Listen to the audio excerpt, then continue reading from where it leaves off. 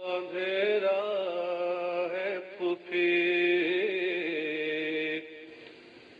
کیا اندھیرا ہے پھوپھی، قید خانے میں سکینہ یہ بیاں کرتی تھی، کیا اندھیرا ہے پھوپھی،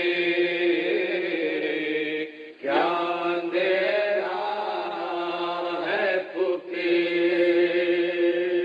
شمع منگوائیے ورنہ میں نہیں جینے کی، کیا اندھیرا ہے پھوپھی، کیا اندھیرا ہے پھوپھی۔ فاتحہ۔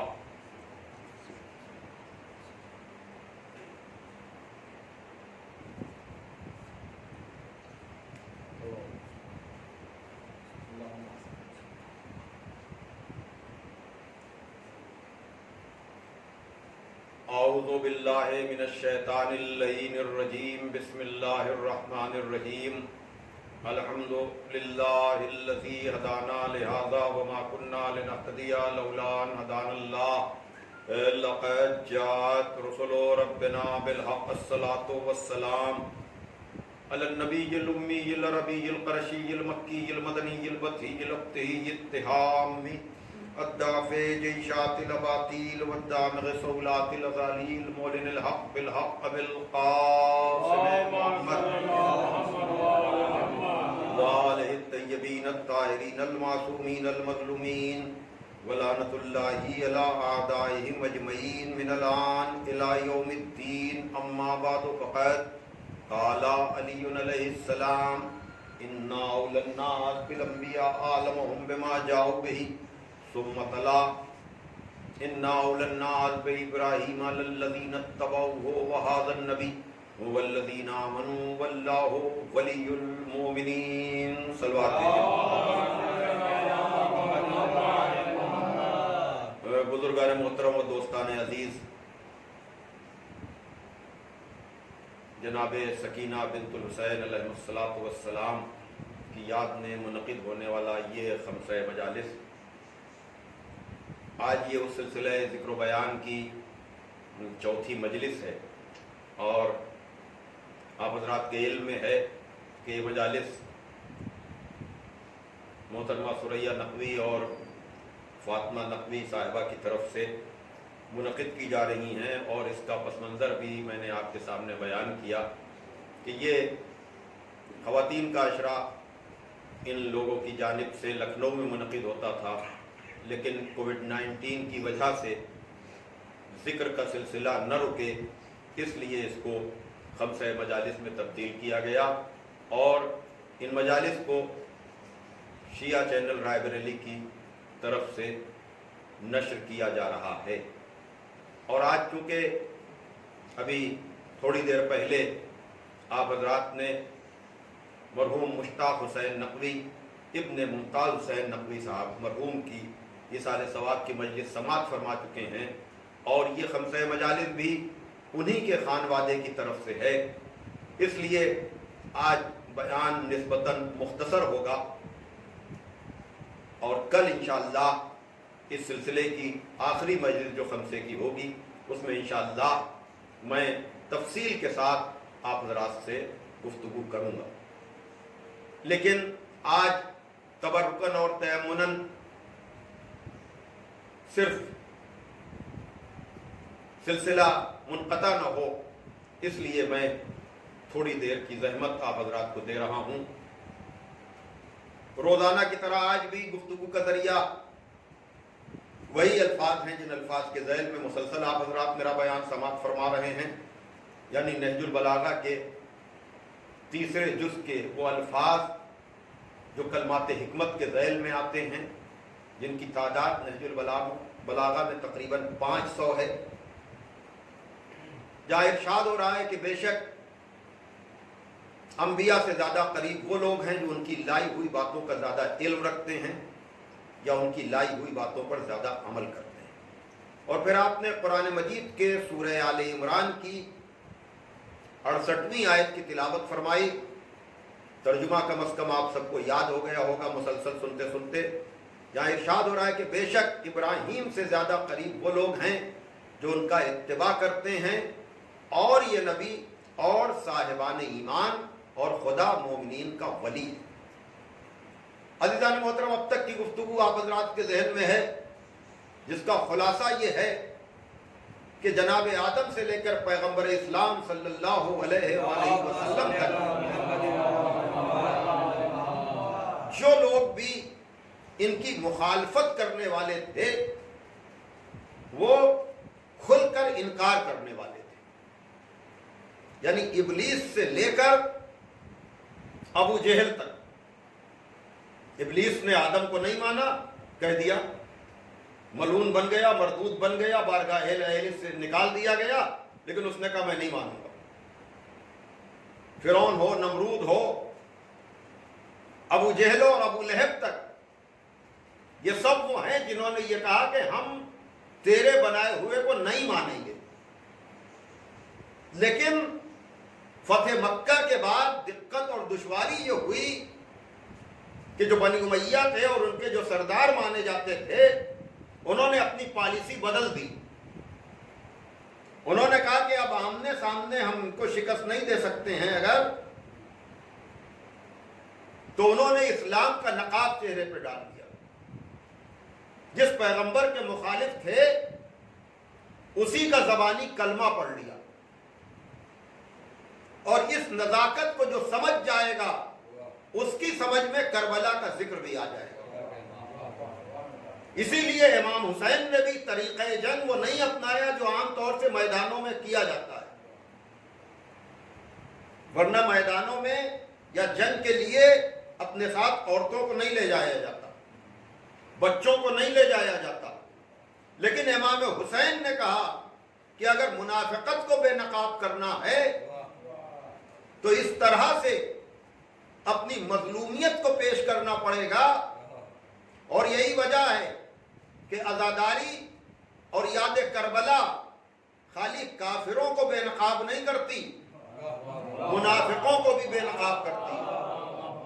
توجہ فرما رہے ہیں؟ اور پھر اس کے لیے بھئی میں نے کہا کہ کل انشاءاللہ میں اس کی تفصیلات عرض کروں گا، لیکن آج صرف اتنا کہ اسی لیے امام حسین نے کربلا کے میدان میں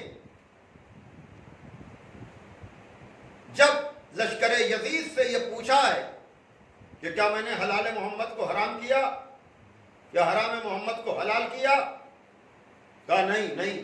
کہا کہ تم مجھے قتل کیوں کر رہے ہو؟ تو کہا کہ بغضاً لأبیک، تمہارے باپ کے بغض میں، یعنی خود یزیدیوں نے اقرار کیا کہ ہم تمہیں تمہارے باپ کے بغض میں قتل کر رہے ہیں۔ لیکن حسین کا باپ اگر عام باپ ہوتا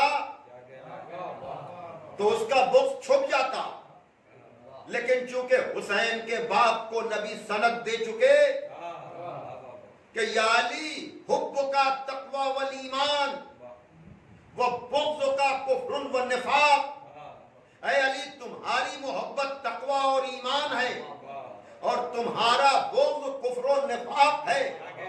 اس لیے جیسے ہی یزیدیوں نے اقرار کیا کہ تم کو تمہارے باپ کے بغض میں قتل کر رہے ہیں، گویا کہ اپنے کفر کا بھی اعلان کیا، اپنے نفاق کا بھی اعلان کیا، اور نبی کو حکم ہے کہ کافروں سے بھی جہاد کرو، منافقوں سے بھی جہاد کرو، اور جو منیت رسول کی منزل پر ہے اب اگر وہ تلوار کھینچ کر سامنے آ جائے تو یہ نیابت رسول کا مسئلہ ہے۔ صلوات دیجئے محمد والے۔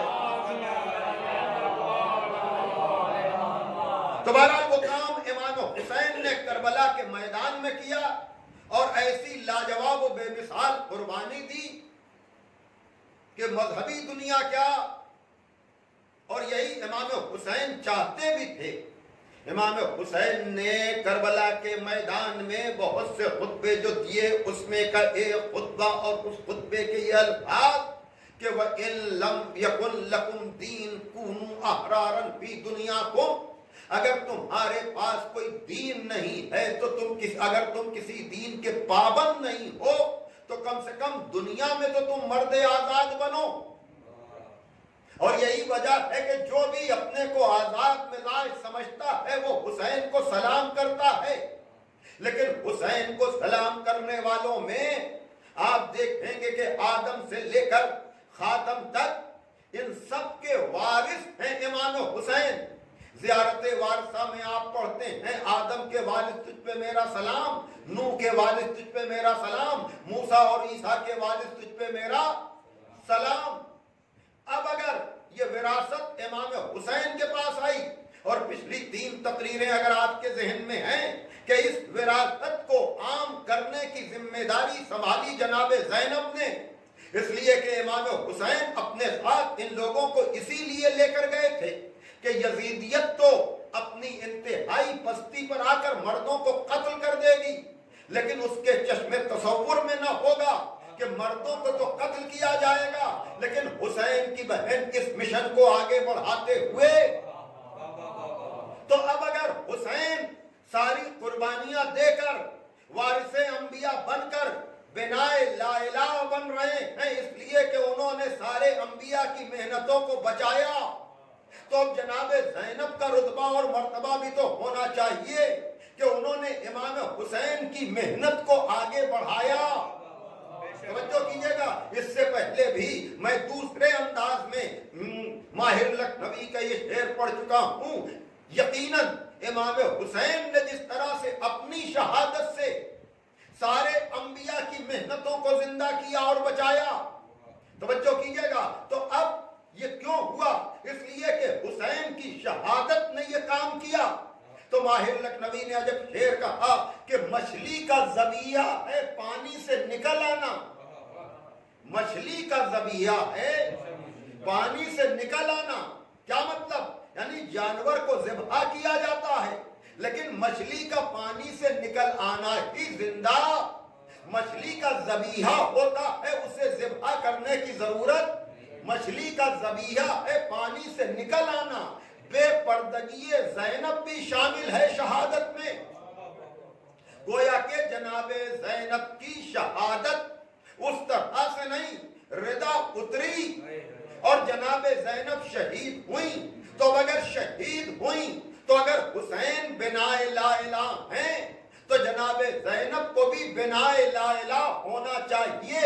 اور یقیناً خورشید غازی پوری نے یہی کہا۔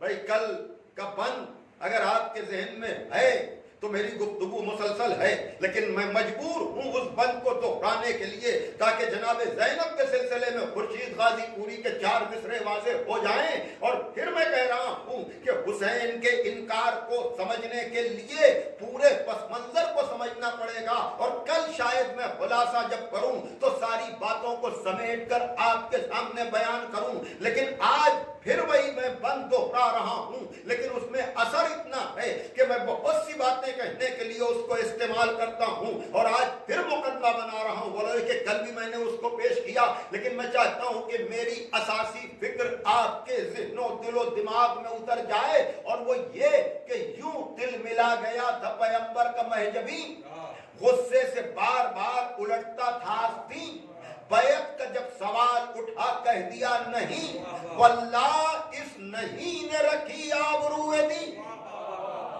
توجہ فرمائیے گا، بس میں بیعت بھی نہیں پڑھ رہا ہوں، وہ محفوظ ہے کل کی مجلس میں کہ واللہ اس نہیں نے رکھی آبروئے دی، اور اسی نہیں سے حسین بنائے لا الہ بنے۔ تو اگر جناب زینب اس سفر کو آگے بڑھا رہی ہیں تو اسی نہیں کو سمجھیے کہ بقائے دی کی خاطر ہر طرح تیار زینب ہے، بقائے دی کی خاطر ہر طرح تیار زینب ہے، نہیں شبیر کی جو تھی وہی انکار زینب ہے۔ توجہ کیجئے کہ وہ نہیں امام حسین کی ذہن میں ہے کہ بقائے دی کی خاطر ہر طرح تیار زینب ہے، نہیں شبیر کی جو تھی وہی انکار زینب ہے. ادب سے دست بستہ عرض ہے یہ خواجہ کی خدمت میں کہ بنائے لا الہ میں بھی حصہ دار زینب ہے. صلوات ہے کہ محمد والے تو امام حسین کی طرح جناب زینب بنائے لا الہ کی حصہ دار ہیں.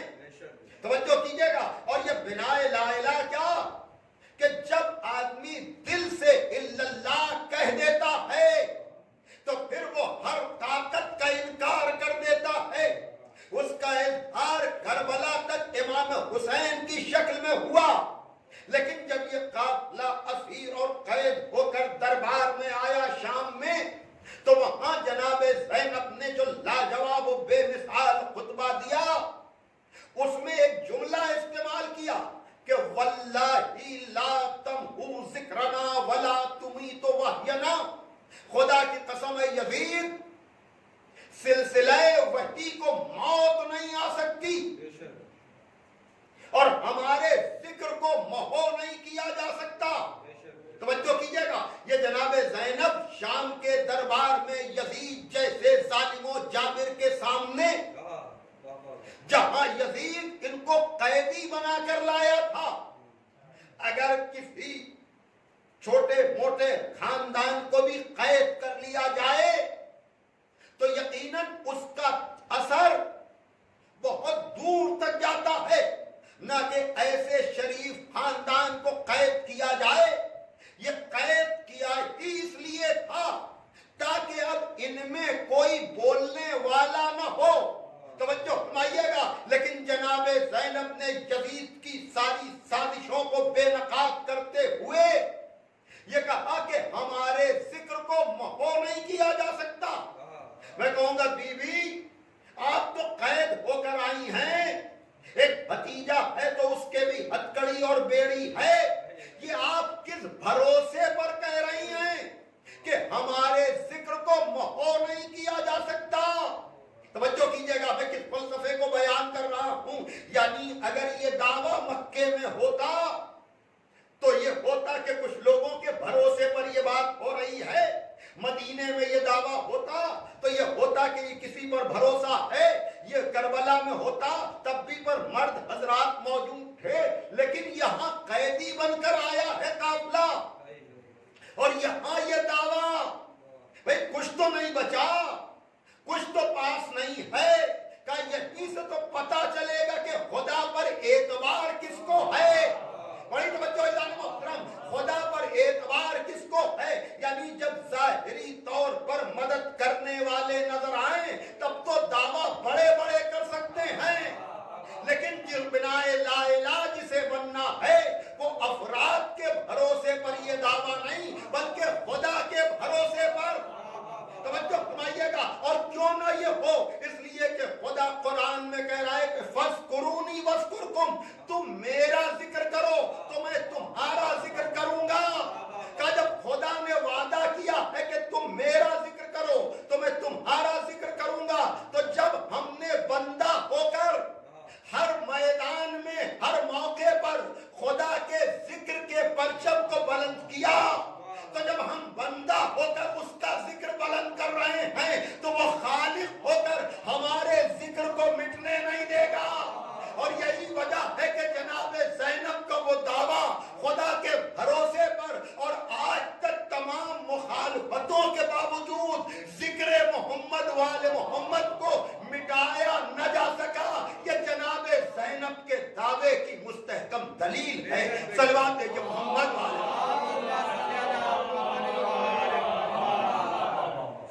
توجہ فرمائیے گا. دیکھیے میں نے کہا تھا کہ آج کا بیان مختصر ہوگا لیکن میں نے جو باتیں آپ تک پہنچائی ہیں اگر اس کی گہرائی میں آپ جائیں گے تو یہ مختصر سا بیان آپ کو ذکر کربلا اور ذکر امام حسین اور پھر اس کے بعد ان کے ساتھ ان خواتین کے جانے کے فلسفے کو بآسانی سمجھا سکتا ہے. توجہ کیجئے گا. اور یہی وجہ ہے کہ اس کووڈ-19 میں بھی, اس کرونا جیسی وبا کے دور میں بھی ذکر کا دائرہ گھٹا نہیں بلکہ بڑھ گیا. اور یقیناً اس میں ہمارا کوئی رول نہیں ہے، اس میں ہمارا نہیں، خدا کے کیے ہوئے وعدے، اس لیے کہ پروردگار عالم نے، اور دیکھیے اس بات کو سمجھ لیجئے گا، حالانکہ میں نے عشرے میں اس بات کو بیان کیا ہے، لیکن پھر ایک مرتبہ میں آپ کے حافظے کو تازہ کرنے کے لیے، کہ اگر بیٹے کی گردن پہ چھری رکھی جائے تو پروردگار عالم قربانی کو وہ اہمیت دیتا ہے کہ حج کی شکل میں ان قربانی دینے والوں کی یاد کو عبادت بنا دیتا ہے، چاہے جناب ابراہیم ہو، چاہے جناب اسماعیل ہو، چاہے جناب ہاجرہ ہو، انہی کے آثار آپ کو مکے اور اطراف مکہ میں ملیں گے، لیکن وہاں ماں کو بتایا نہیں گیا اور بیٹے کی گردن پہ چھری رکھی گئی، لیکن واقعہ کربلا کو ماں سے چھپایا نہیں گیا، جناب زہرا کو بتایا گیا، توجہ کیجئے کہ جناب زہرا کو بتایا گیا، اور جناب زہرا نے بھی یہ نہیں کہا کہ میرا بیٹا کیا اسماعیل کی طرح بچ نہیں سکتا، نہیں، بلکہ پوچھا تو یہ پوچھا کہ بابا یہ واقعہ کب ہوگا؟ کفی زمان خالیو انی وان کے وان علی وان حسن، یہ اس وقت ہوگا جب نہ میں ہوں گا، نہ تم، نہ علی ہوں گے، نہ حسن، کیا پھر میرے لال کو روئے گا کون؟ پھر میرے لال کا ماتم کون کرے گا؟ اس عزاداری کی اہمیت کو سمجھیے۔ آج دین کی معلومات کا ایک بڑا ذریعہ فرش عزا اور فرش عزا پر بیٹھنے والوں کو جو کچھ بھی مل رہا ہے وہ زہرا کی تمنا کے نتیجے میں ہے، اس لیے کہ ہم گریے سے پہلے فضائل بیان کرتے ہیں نا اس گھرانے کے، ان کی قربانیوں کا فلسفہ بیان کرتے ہیں نا، تو عزیزو یقیناً جناب زہرا کی رضا، لیکن رضا تو دے دی، لیکن پیکر بشری میں آنے کی وجہ سے رشتوں کے حصار میں بھی تو ہیں یہ، توجہ کیجئے گا۔ اور یہ میں ہمیشہ کہتا ہوں، ایصال ثواب کی مجلس کا بھی میں نے ذکر کیا، لیکن چونکہ ایام عزا میں ایصال ثواب کی مجلس میں مرحومین کا تذکرہ نہیں کرتا ہوں، اس لیے میں نے اس مجلس میں بھی زیادہ ذکر نہیں کیا، لیکن ایک بات میں کہتا ہوں ایصال ثواب کی مجالس میں، کہ اگر کسی کو اپنی شرافت اور اپنی انسانیت کا اندازہ لگانا ہے تو وہ یہ دیکھے کہ وہ رشتوں کو کتنا نبھا رہا ہے، جو رشتوں کو جتنا نبھائے وہ اتنا بڑا شریف، اتنا بڑا انسان ہے۔ تو اگر پیکر بشری میں آل محمد آئے ہیں تو یقیناً یہ بھی رشتوں کے حصار میں آئے ہیں نا، جزاکم ربکم۔ اس لیے میں نے اس سے پہلے بھی عرض کیا، لیکن بعض باتوں کی تکرار ضروری ہو جاتی ہے کہ ہر ماں اپنے بیٹے سے محبت کرتی ہے، لیکن جیسی محبت زہرا اپنے بیٹے سے کرتی ہیں، زندگی میں ماں بیٹوں کے لیے تڑپتی ہے، لیکن زہرا جیسی ماں وہ ماں ہے کہ جو شہادت کے بعد بھی اپنے بیٹے کے لیے۔ اور میں یہیں پر کہتا ہوں کہ اگر زہرا پرسہ لینے کے لیے آ جائیں تو ان کی نورانیت پر شک نہ کیجیے گا،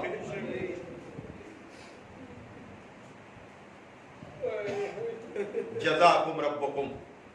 عزادارو آپ کی آوازیں بلند ہو گئی، ذکر جناب سکینہ کا ہے۔ میں آپ سے کہوں ایک بات کہ اب تک تو میں نے یہ کہا کہ ماں کو بیٹے سے محبت ہے، لیکن جناب سکینہ کی نسبت سے میں کہہ سکتا ہوں کہ باپ کو بیٹی سے محبت ہے، اس لیے کہ امام حسین سے یہ بات منسوب ہے کہ ہمیں وہ گھر اچھا نہیں لگتا جس گھر میں سکینہ نہ ہو۔ میں کہوں گا مولا آپ نے تو یہ کہہ دیا، لیکن اب کیا سکینہ کے ترجمان بن کر ہم یہ کہیں کہ سکینہ کو وہ گھر اچھا کیسے لگے جس میں اس کا بابا نہ ہو؟ جزاکم ربکم۔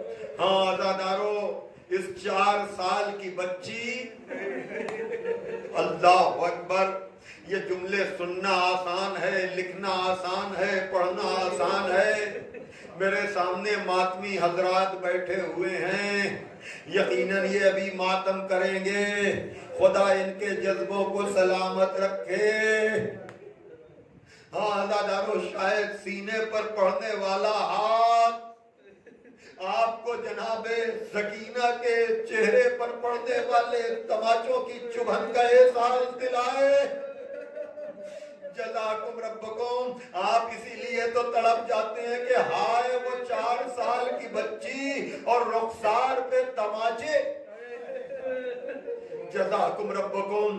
ہاں عزادارو، آپ کی حسرت ہے، آپ کی محبت ہے کہ آپ اظہار محبت کے لیے یقیناً گریے کی بڑھی ہوئی شکل، جزاکم ربکم، گریے کی بڑھی ہوئی شکل ماتم بھی ہے، آہوزاری بھی ہے، لیکن عزادارو آپ کو پتا ہے آپ کے رونے پر کوئی پابندی نہیں ہے، لیکن کربلا سے لے کر شام تک سکینہ جب بھی بابا کو یاد کر کے روتی تھی، ان کے رخسار پہ تماچے۔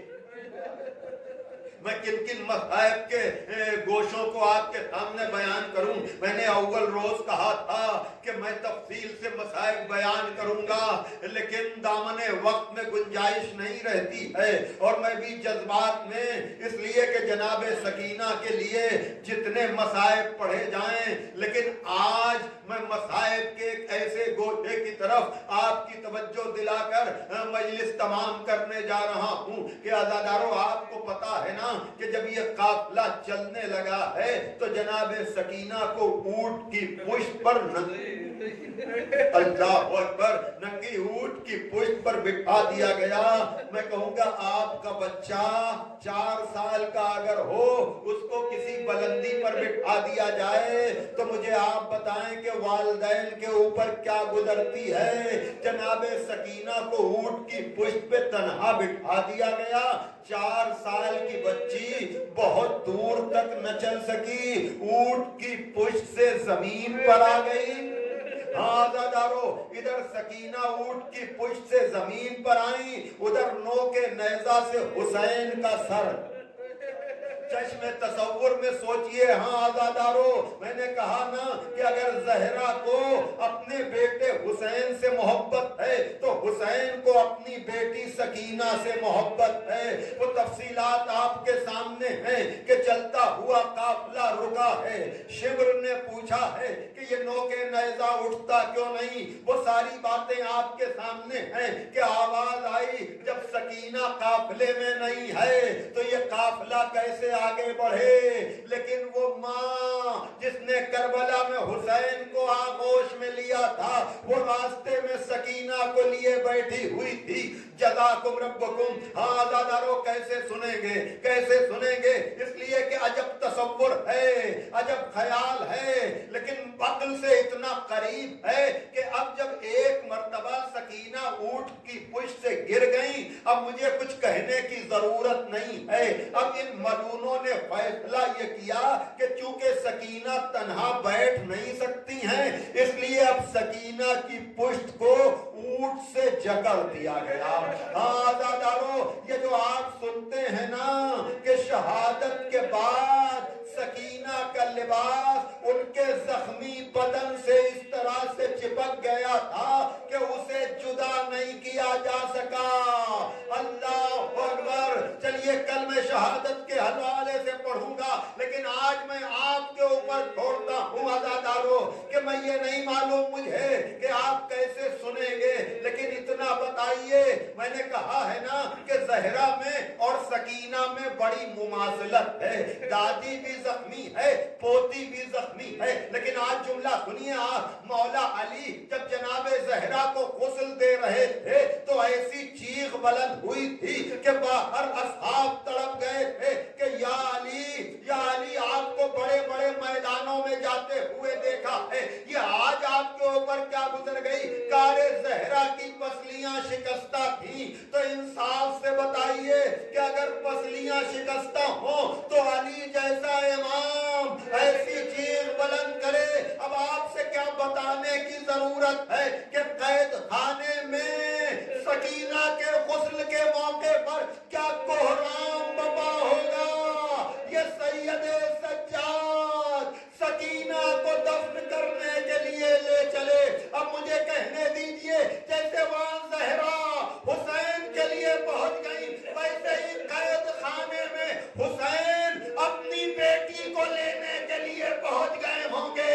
قید خانے میں کوہرام واہ حسینہ واہ سکینہ واہ مظلومہ الا لعنت اللہ علی القوم الظالمین سیعلم الذین ظلموا ای منقلب ینقلبون. حضرات یہ مرحوم وسیع عباس نقوی صاحب کا نوحہ پیش کر رہے ہیں جناب سکینہ کے حوالے سے. سماعت کریں انشاءاللہ مصاب ہوں گے. تصور شرط تھا باد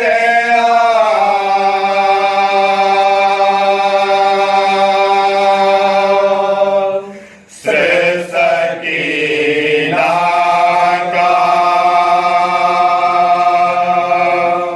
یہ بیان بابا